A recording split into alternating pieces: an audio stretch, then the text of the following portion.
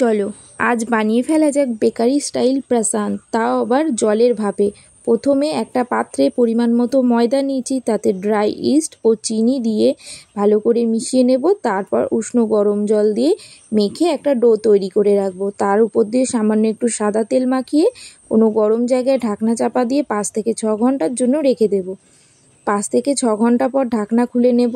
দেখো কি সুন্দর ময়দাটা ফুলে উঠেছে। এবার এই ময়দার ডো থেকে লেচি কেটে নেব। তারপর গোল করে প্রথমে বেলে, তারপর এইভাবে ভাঁজ করে চৌকো করে বেলে নিতে হবে। তারপর ছুরি দিয়ে এইভাবে কেটে নিতে হবে।